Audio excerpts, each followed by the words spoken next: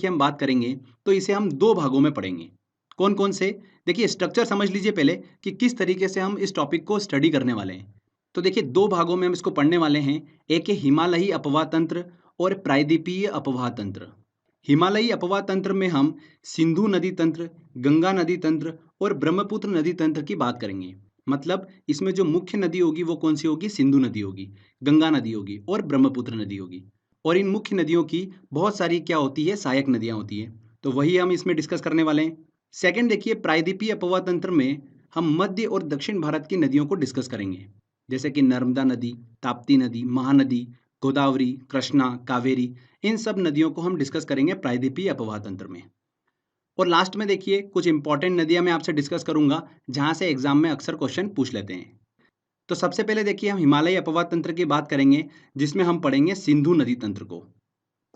तो देखिए फ्रेंड्स, सिंधु नदी जो है वो बेसिकली तीन देशों में होकर बहती है, चीन, भारत और पाकिस्तान। चीन के देखिए तिब्बत स्थित मानसरोवर झील के निकट इसका उद्गम होता है और उत्तर पश्चिम दिशा में बहते हुए भारत के लद्दाख के दमचोक के पास से इंटर करती हैं। ओके, आगे बहती हुई ये नदी गिलगित से होते हुए दर्दिस्तान के पास में पाकिस्तान में इंटर कर जाती है और कराची के पूर्व से होते हुए अरब सागर में जाकर मिल जाती हैं। इस नदी की कुल लंबाई जो है वो कितनी है? 2880 किलोमीटर है। तो सिंधु नदी का देखिए उद्गम कहाँ से होता है? भारत के बाहर से होता है।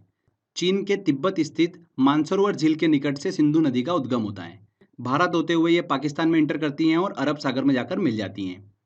ध्यान रखिएगा, भारत का जो लेह शहर है वो सिंधु नदी के दाएं तट पर स्थित है। ये एग्जाम में क्वेश्चन पूछ लिया था, इस चीज को आप ध्यान रखिएगा, कहाँ पर स्थित है? दाएं तट पर स्थित है।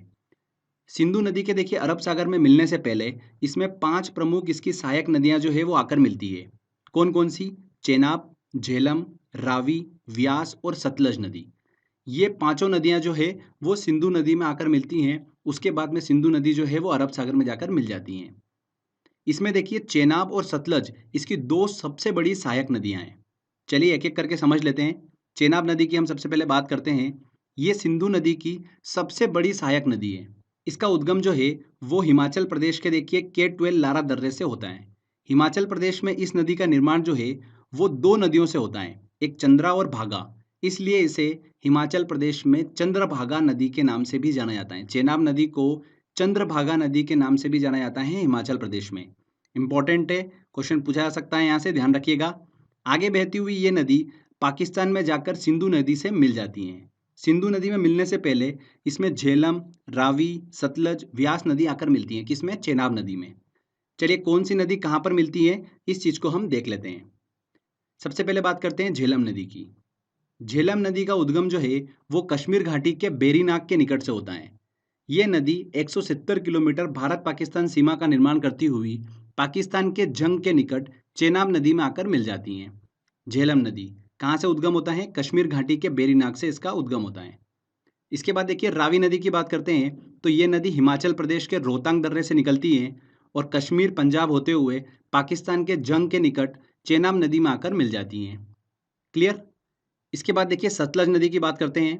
ये नदी जो है तिब्बत के देखिए राक्षस ताल से निकलती हैं और सिंधु नदी के समानांतर बहती हुई हिमाचल प्रदेश में प्रवेश करती हैं। आगे पंजाब होते हुए पाकिस्तान के भावलपुर में चेनाब नदी में जाकर मिल जाती हैं। चेनाब नदी में मिलने से पहले इसमें व्यास नदी जो है वो आकर मिलती है। किसमें? सतलज नदी में। ध्यान रखिएगा, सतलज नदी का जो उद्गम है वो भारत में नहीं होता है। कहाँ पर होता है? तिब्बत के मानसरोवर में होता है। ठीक है, तिब्बत के मानसरोवर स्थित राक्षस ताल से सतलज नदी जो है वो निकलती है। हमने जैसे कि बात करी कि व्यास नदी जो है वो सतलज नदी में आकर मिल जाती है, तो व्यास नदी को डिस्कस कर लेते हैं। व्यास नदी जो है वो रोहतांग दर्रे से निकलती है और व्यास नदी हिमाचल प्रदेश के कुल्लू घाटी में बहते हुए पंजाब के हरीके में सतलज नदी से आकर मिल जाती हैं। ओके फ्रेंड्स, हरीके क्षेत्र में जो व्यास और सतलज नदी का संगम होता है वहीं से देश की सबसे लंबी नहर जो है इंदिरा गांधी नहर वो निकलती है। देश की सबसे लंबी नहर जो है इंदिरा गांधी नहर कहाँ से निकलती है? हरीके में निकलती है, जहाँ पर व्यास और सतलज नदी का संगम होता है। ओके, ये नहर जो है पंजाब राजस्थान से होकर गुजरात में एंटर करती है। राजस्थान में इसकी सबसे अधिक लंबाई है 470 किलोमीटर। तो ये चीज़ आपको पता होना चाहिए। साथ ही ध्यान रखिएगा फ्रेंड्स, पाकिस्तान के जैसा कि मैंने आपको बताया कि बहावलपुर में सतलज नदी जो है वो चेनाब नदी से मिलती हैं।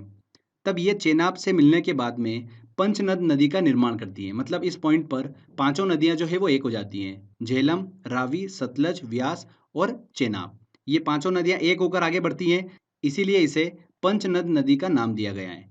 मतलब सिंधु नदी में मिलने से पहले 45 किलोमीटर तक ये पांचों नदियां एक होकर आगे बढ़ती हैं। ठीक है, तो पंचनद नदी किसे बोला गया है ये आपको क्लियर हो गया होगा, इस चीज को ध्यान रखिएगा।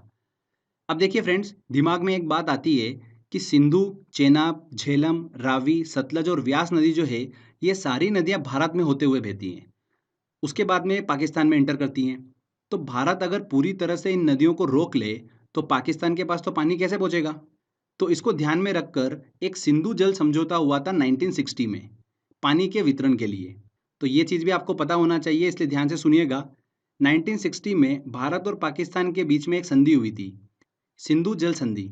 इस संधि के अनुसार तीन पूर्वी नदियों का कंट्रोल जो है वो किसे दिया गया, भारत को दिया गया, व्यास, रावी और सतलज नदी का। ठीक है, और तीन पश्चिमी नदियां जो थी, सिंधु, चेनाब और झेलम, इन तीनों पश्चिमी नदियों का कंट्रोल किसे दिया गया, पाकिस्तान को दिया गया। तो ये थी सिंधु जल संधि। इस चीज को आप ध्यान रखिएगा, 1960 में हुई थी। किस नदी का कंट्रोल किस देश को दिया गया है ये आपको पता होना चाहिए। व्यास, रावी और सतलज नदी का भारत को दिया गया, सिंधु, चेनाब और झेलम का कंट्रोल दिया गया पाकिस्तान को। तो ये हमने अच्छे से पूरा डिस्कस करा सिंधु नदी तंत्र। आई होप आपको समझ में आया होगा। ठीक है, यहाँ पर जो मुख्य धारा थी वो कौन सी थी, सिंधु नदी थी। उसकी बहुत सारी सहायक नदियाँ थी, झेलम, रावी, सतलज, व्यास और चेनाब, ये उसकी सहायक नदियाँ थी जो हमने अच्छे से डिस्कस कराएं। चलिए आगे हम बात करते हैं अब गंगा नदी तंत्र की।